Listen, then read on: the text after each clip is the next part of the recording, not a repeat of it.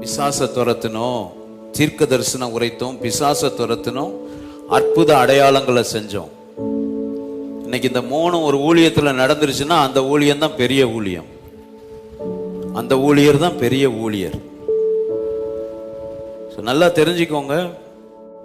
தீர்க்க தரிசனங்கள், அதுவும் இன்னைக்கு உள்ள தீர்க்க தரிசனம் தீர்க்க தரிசனமே இல்லை. எந்திங்க, பச்சை சேலை எந்திங்க, ப்ளூ சேலை எந்திங்க, உங்க பேரு இதான கேட்டு கேட்டு சொல்ற தீர்க்க தரிசனம் தான் இன்னைக்கு நிறைய ஆயிடுச்சு. ஸோ இப்படிப்பட்ட ஃபேக் செல்ஃப் அப்பாயிண்டட் ப்ராஃபட்ஸை நம்பி ஏமாந்து போகாதீங்க.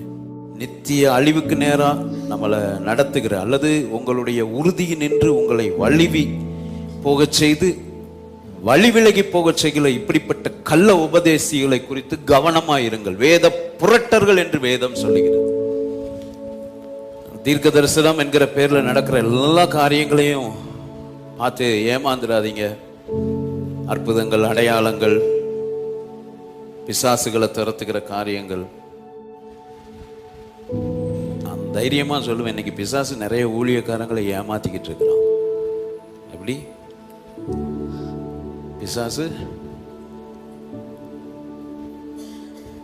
அதனால தீர்க்க தரிசனம், அற்புத அடையாளம், பிசாசை துரத்துறதெல்லாம் செஞ்சவங்க தான் அவங்க முன்னாடி போய் நிக்க போறாங்களாம்.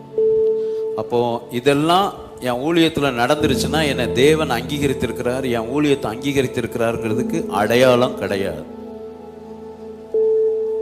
தீர்க்க தரிசனம், பிசாசுகளை துரத்துவது, அற்புத அடையாளங்கள் செய்வது தேவ அங்கீகரிப்புக்கான அடையாளம் கிடையாது.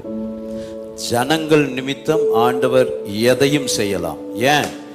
அடிச்சா கூட தண்ணி வந்துச்சு, பேசுனாரு, அடிச்சான், தண்ணி வந்துச்சு. ஏன்? ஜனங்களினுடைய தாகம் தீர்க்கப்படுவதற்காக.